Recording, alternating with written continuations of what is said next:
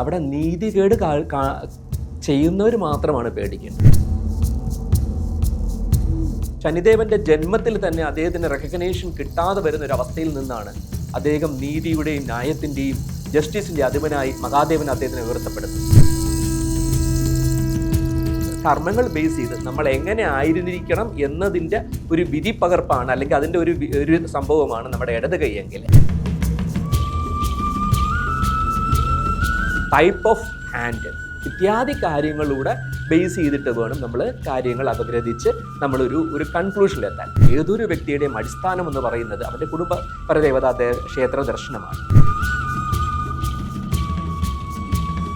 ശനിഭാവം കൊടുത്തു കഴിഞ്ഞാൽ അത് it will long last for ever. അത് എപ്പോഴും ഉണ്ടാവും, പക്ഷെ നമ്മളെ ബുദ്ധിമുട്ടിച്ച് കഷ്ടപ്പെടുത്തിയിട്ട് താൻ തരും.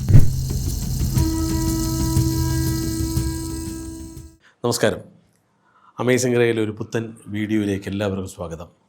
ഇന്ന് വളരെ പ്രത്യേകതയുള്ളൊരു ദിവസമാണ്, ശനിയാഴ്ച ദിവസമാണ്.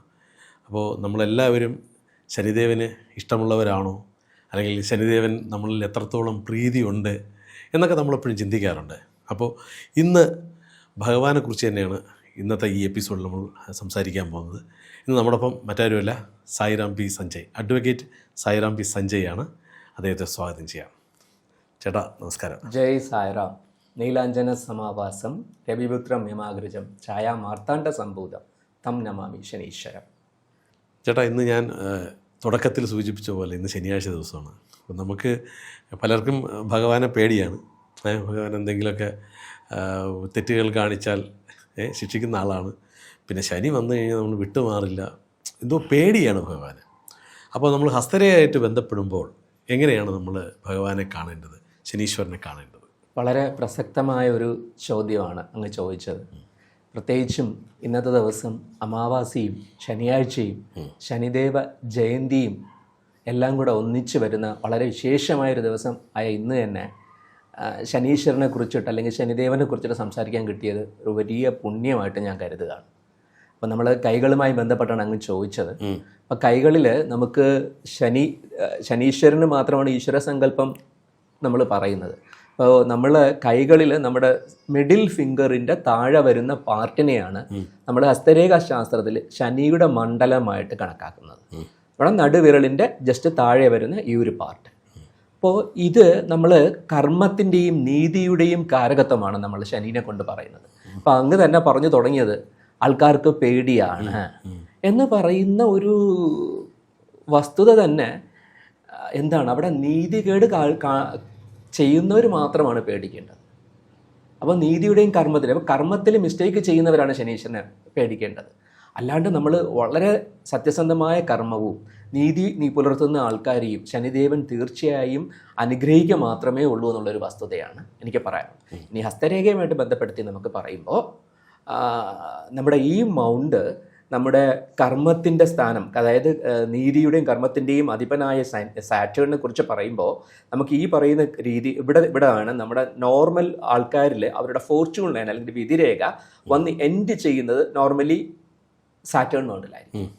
അപ്പോൾ ഈ സാറ്റേൺ മൗണ്ടിൽ ഒരു വിധിരേഖ വന്ന് എൻഡ് ചെയ്യുമ്പോൾ നമുക്ക് ഈ വിധിരേഖ എവിടെ നിന്ന് തുടങ്ങുന്നു എന്നതും കൂടെ അനുസരിച്ചിട്ട് വേണം അതിൻ്റെ ഫലം പറയാൻ. ഇപ്പോൾ ചില ആൾക്കാരുടെ കയ്യിൽ മൗണ്ട് ഓഫ് മൂണിൽ നിന്നായിരിക്കും വിധിരേഖ തുടങ്ങുന്നത്.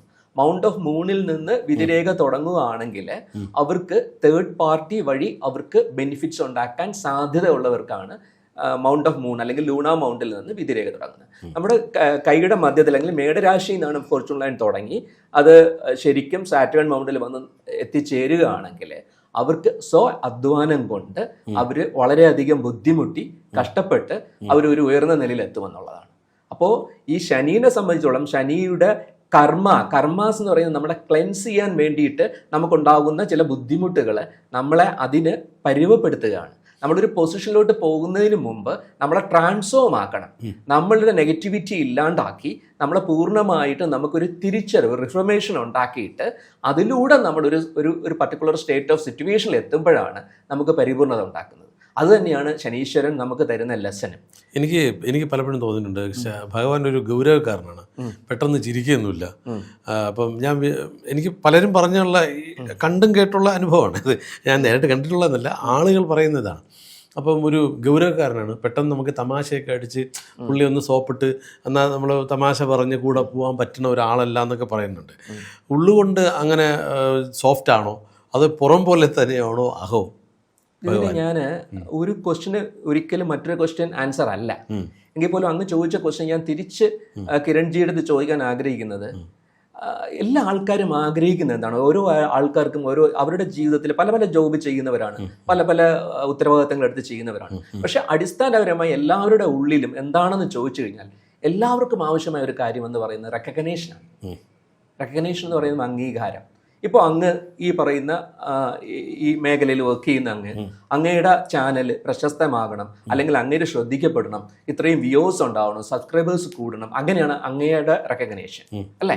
അപ്പോൾ ഓരോ വ്യക്തികൾക്കും അവരുടെ മേഖലയിൽ റെക്കഗ്നൈസ് ചെയ്യപ്പെടണം എന്ന്. ഒരു വീട്ടമ്മയ്ക്കാണെങ്കിൽ പോലും അവർ ചെയ്യുന്ന കാര്യങ്ങളിൽ അവർക്ക് വേണ്ടപ്പെട്ട് റെക്കഗ്നൈസ് ചെയ്യുമ്പോഴാണ് അവർ മാനസികമായിട്ടൊരു സംതൃപ്തി ഉണ്ടാകുന്നത്. ശനിദേവന്റെ ജന്മത്തിൽ തന്നെ അദ്ദേഹത്തിന് റെക്കഗ്നേഷൻ കിട്ടാതെ വരുന്ന ഒരു അവസ്ഥയിൽ നിന്നാണ് അദ്ദേഹം നീതിയുടെയും ന്യായത്തിന്റെയും ജസ്റ്റിസിന്റെ അധിപനായി മഹാദേവൻ അദ്ദേഹത്തിന് ഉയർത്തപ്പെടുന്നത്. സാക്ഷാൽ സൂര്യദേവന്റെ പുത്രനാണ്, ഛായാദേവിയിൽ ഉണ്ടാകുന്നതാണ്. അവിടെ തന്നെ ആദ്യം ശനിദേവനോടിന്റെ റെക്കഗ്നേഷൻ കിട്ടാതെ വരുന്നത് അതൊരു സ്റ്റോറിയാണ്. നമ്മളിപ്പം അത് പറഞ്ഞ് നമ്മൾ അതിനോട്ട് നമുക്ക് പോകേണ്ട ആവശ്യമില്ല. അതുകൊണ്ട് തന്നെ ആ റെക്കഗ്നേഷൻ കിട്ടാത്തടത്ത് നിന്നാണ് ശനിദേവന്റെ ആ ഒരു ജസ്റ്റിസ് റിലേറ്റഡ് ആയിട്ടുള്ള ഒരു തുടക്കം വരുന്നത്. അപ്പൊ അതുകൊണ്ടാണ് നമ്മൾ ശനിദേവൻ എല്ലാത്തിലും ഒരു സീരിയസ് അപ്രോച്ച് നോക്കുന്നത് എന്താന്ന് വെച്ച് കഴിഞ്ഞാൽ, നമ്മളിപ്പോഴും നമ്മൾ പറയില്ല സ്കൂളിലെ ഒരു എന്താ പറയുക സ്ട്രിക്റ്റ് ആയിട്ടുള്ള ഒരു ഹെഡ് മാസ്റ്റർ എന്ന് പറയുമ്പോൾ നമുക്ക് അന്നത്തെ സമയം നമുക്ക് വലിയ ബുദ്ധിമുട്ടുകളും അങ്ങേരടുത്ത് ഒരു ദേഷ്യവും ഒക്കെ ഉണ്ടാകുമെങ്കിലും ഭാവിയിൽ നമ്മളൊരു സ്റ്റേജ് എത്തിക്കഴിയുമ്പോൾ നമ്മൾ ആ വ്യക്തിയെ വളരെ ഗ്രാറ്റിറ്റ്യൂഡോടുകൂടിയും വളരെ സ്നേഹത്തോടെയും സ്മരിക്കാറുണ്ട്. നമ്മൾ ഈ ഒരു രീതിയിലാണ് ശനീശ്വരനെ കാണേണ്ടത്. ഇപ്പോൾ ഒരു അഡ്വക്കേറ്റ് എന്ന രീതിയിൽ ഞാൻ പറയുകയാണെങ്കിൽ ഒരു ചീഫ് ജസ്റ്റിസിന്റെ സ്ഥാനമാണ് ശനീശ്വരൻ. കാരണം അവിടെ എന്തിനേയും നമ്മൾക്ക് ഒരു നീതി ന്യായം നടപ്പിലാക്കുമ്പോൾ നമ്മുടെ കർമാസാണ് അദ്ദേഹത്തിന്റെ എവിഡൻസ്. നമ്മൾ ചെയ്ത കർമ്മങ്ങളാണ് എവിഡൻസ്. ആ കർമ്മങ്ങളാണ് നമ്മുടെ കൈകളിലൂടെ കാണാൻ പറ്റുന്നത്. നമുക്ക് നമ്മുടെ ഇടത് കൈയും വലത് കൈയും ഉണ്ട്. നമ്മളിപ്പോൾ ഹസ്തരേഖാശാസ്ത്രത്തിൽ നമ്മൾ പറഞ്ഞിട്ടുണ്ട്, നമ്മളൊരു മെയിലാണെങ്കിൽ അദ്ദേഹത്തിന്റെ വലത് കൈ നോക്കിയിട്ടാണ് അദ്ദേഹത്തിന്റെ പ്രസന്റ് അവസ്ഥയെ പറയുകയാണെങ്കിൽ അദ്ദേഹത്തിന്റെ ഇടത് കൈയാണ് അദ്ദേഹത്തിന്റെ ഓപ്പണിംഗ് ബാലൻസ് എന്ന് പറയാം.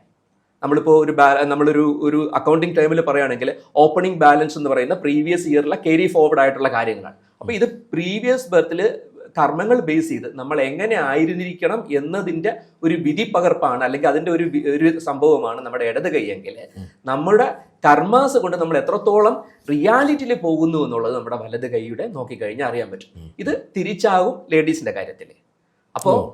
അപ്പോൾ ഇനിയും പറയാണ്, ഈ കൈയുടെ രേഖകൾ മാത്രമല്ല നമ്മൾ സാധാരണ നോക്കുന്നത്, കൈയുടെ ഷേപ്പ്, കൈയുടെ ഫ്ലെക്സിബിലിറ്റി, കൈയുടെ പിന്നെ കളറ്, നെയിലിന്റെ കളറ്, നെയിലിന്റെ ഷേപ്പ്, ഫിംഗർ ടിപ്സിന്റെ ഷേപ്പ്, പിന്നെ ഞാൻ പറഞ്ഞ ഓരോ വിരലുകളെയും ഫ്ലെക്സിബിലിറ്റി വെച്ചിട്ട് നമുക്ക് പറയാം. പ്രത്യേകിച്ചും നമ്മുടെ തമ്പിന്റെ ഫ്ലെക്സിബിലിറ്റി വെച്ചിട്ടും കാര്യങ്ങൾ പറയാൻ പറ്റും. അതുപോലെ ഓരോ ഫിംഗേഴ്സിന്റെയും ലെങ്ത്, ടൈപ്പ് ഓഫ് ഹാൻഡ് ഇത്യാദി കാര്യങ്ങളിലൂടെ ബേസ് ചെയ്തിട്ട് വേണം നമ്മൾ കാര്യങ്ങൾ അപഗ്രഥിച്ച് നമ്മളൊരു കൺക്ലൂഷനിലെത്താൻ. ഇപ്പോൾ ശനീനെ കുറിച്ചിട്ട് ശനീശ്വരനെ കുറിച്ച് വളരെ സ്പെസിഫിക് ആയിട്ട് പറയുകയാണെങ്കിൽ നമ്മളുടെ വിധി ഒരു റോക്കിൽ അല്ലെങ്കിൽ ഒരു പാറക്കല്ലിൽ എഴുതിയതല്ല, അത് മണലിൽ എഴുതിയത് പോലെയാണ്. അപ്പോൾ നമ്മുടെ കർമ്മങ്ങൾ കൊണ്ട് നമ്മൾ പല ബുദ്ധിമുട്ടുകളെയും നമുക്ക് മറികടക്കാൻ പറ്റും. അപ്പോൾ നമ്മൾ മാനേജ്മെന്റ് ടേംസിൽ പറയും എല്ലാത്തിനും ഒരു സ്ഥാനം വേണം, എല്ലാം അതിൻ്റെതായ സ്ഥാനത്ത് തന്നെ ഇരിക്കണം എന്നും കൂടെ ഒരു പ്രിൻസിപ്പിൾ നമ്മൾ പറയാറുണ്ട്. അപ്പൊ ശനിദേവൻ ഏറ്റവും അധികം ഇഷ്ടപ്പെടാത്തത് ലേസിനെസ് ആണ്. ശനി എന്ന് പറയുന്ന ഹാർഡ് വർക്കിന്റെ കാരകത്വമാണ്. എപ്പോഴും അധ്വാനികളുടെ കൂടെയാണ് ശനി ഭഗവാൻ. പിന്നെ നമ്മൾ പല പൂജകളും പല അമ്പലങ്ങളിലും ഒക്കെ നമ്മൾ പോയിട്ട് ചെയ്യുക, മറ്റുള്ള പ്ലാനറ്റ്സിനെ ഇംപ്രസ് ചെയ്യാൻ വേണ്ടിയിട്ട് പൂജകൾ ചെയ്യാറുണ്ട്. പക്ഷെ ശനിദേവനെ ഇംപ്രസ് ചെയ്യാൻ വേണ്ടി നമ്മൾ ചെയ്യേണ്ടത് പൂജകൾക്കാലുപരി ഇപ്പോൾ കിരൺ എന്ന് പറയുന്ന വ്യക്തിയുടെ ഈ ഫ്ലോറോ താഴത്തെ നിങ്ങളുടെ ആ സ്റ്റെപ്പ് കയറി വരുന്ന അവിടെയൊക്കെ ക്ലീൻ ചെയ്യുന്ന ഒരു വ്യക്തി ഉണ്ടെങ്കിൽ ആ വ്യക്തിയെ കിരൺ റെക്കഗ്നൈസ് ചെയ്യുന്നതാണ് ശനിദേവന് ഇഷ്ടം. ഏറ്റവും ഗ്രൗണ്ട് ലെവൽ വർക്ക് ചെയ്യുന്നവരെ, അത് നമ്മളെക്കാലം അങ്ങനെ ഒരു വാക്ക് പോലും പറയാൻ പാടില്ല, അതുപോലും ശനീശ്വരന് ഇഷ്ടമല്ല. എല്ലാവരിലും രമണ മഹർഷിയോട് ഒരിക്കൽ ഒരു ഭക്തൻ പോയി ചോദിച്ചു, പിന്നെ സ്വാമിജി എനിക്ക് മറ്റുള്ളവരുടെ അടുത്ത് നന്നായിട്ട് ബിഹേവ് ചെയ്യാൻ പറ്റുന്നില്ല, ഞാൻ എന്താണ് ചെയ്യേണ്ടതെന്ന് ചോദിച്ചു. രമണ മഹർഷി വളരെ മനോഹരമായ ഒരു ആൻസറാണ് തിരിച്ചു, ആരാണ് ഈ മറ്റുള്ളവർ? എല്ലാവരിലും നമ്മൾ നമ്മളെ തന്നെ കാണുക, എന്ന മഹനീയമായ ഒരു തത്വം അദ്ദേഹം പഠിപ്പിച്ചു. ഇത് തന്നെയാണ് ശനിദേവനും പറയുന്നത്. ഓരോ വ്യക്തികളിലും, പ്രത്യേകിച്ചും ശനിദേവൻ, ഇപ്പോൾ കുടുംബപരദേവതാ ക്ഷേത്ര ദർശനം എല്ലാവർക്കും അറിയാം, വളരെ ഉത്തമമാണ്. ഏതൊരു വ്യക്തിയുടെയും അടിസ്ഥാനം എന്ന് പറയുന്നത് അവൻ്റെ കുടുംബപരദേവതാ ക്ഷേത്ര ദർശനമാണ്. അപ്പോൾ അത് നമ്മുടെ കൈകളിൽ നമ്മുടെ ലൈഫ് ലൈനിന് സമാന്തരമായി കാണുന്ന ഗാർഡിയൻ ഓഫ് ഏഞ്ചൽ അല്ലെങ്കിൽ തുണരേഖ എന്ന് പറയുന്ന രേഖയും കൂടെ നോക്കിയിട്ട് നമുക്ക് പറയാൻ പറ്റും.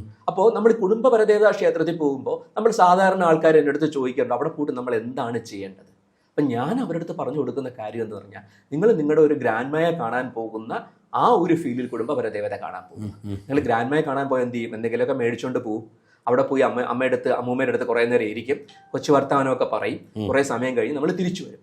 പിന്നെ ശനിദേവനെയും കൂടെ ഇംപ്രസ് ചെയ്യാനും ആ കുടുംബപരദേവയുടെ പ്രീതി നമുക്ക് കിട്ടാൻ ഏറ്റവും നല്ല മാർഗം ക്ലീൻ ചെയ്യുക എന്നുള്ളത്. ഇപ്പം നമ്മൾ ആ ക്ഷേത്രം പോയി ആ ക്ഷേത്രത്തിൻ്റെ പടികൾ ഒന്ന് തുടയ്ക്കുക, അല്ലെങ്കിൽ അവിടെ എന്തെങ്കിലും കാട് പിടിച്ച് കിടക്കുകയാണെങ്കിൽ അവിടെ ക്ലീൻ ചെയ്യുക, ക്ഷേത്ര പരിസരം ക്ലീൻ ചെയ്യുക. അതുപോലെ തന്നെ നമ്മളിരിക്കുന്ന ഓഫീസ്, നമ്മളിരിക്കുന്ന പ്ലേസ്, ഇതെല്ലാം സ്കാറ്റേർഡായ തിങ്സ് കിടക്കുന്നത് ശനിദേവന് താല്പര്യമുള്ള വിഷയം. ഡിസിപ്ലിൻ്റെ ആളാണ് അദ്ദേഹം. അപ്പോൾ എല്ലാം അതിൻ്റെതായ പ്ലേസിൽ വയ്ക്കുക. എന്താ പറയുക, സ്ഫടികത്തിലെ തിലകൻ എന്ന് അവതരിപ്പിച്ച കഥാപാത്രത്തിനെ പോലെ കുറേ സ്ട്രിക്റ്റ് ആണ് അദ്ദേഹം. അപ്പം അദ്ദേഹത്തിന് എല്ലാത്തിനും കുറേ പ്രോട്ടോകോൾസ് ഉണ്ട്. അത് അദ്ദേഹത്തിൻ്റെ അനുഭവങ്ങളിലൂടെ അദ്ദേഹത്തിന് അങ്ങനെ ഒരു ക്യാരക്ടർ അല്ലെങ്കിൽ രൂപാന്തരം സംഭവിച്ചതാണ്. അപ്പം അത് നമ്മൾ പല ആൾക്കാരും പറയും, ഈ ശനി ഭഗവാൻ വളരെ ഡിലേ ആക്കുന്നു, കാര്യങ്ങൾ ഡിലേ ആക്കുന്നു.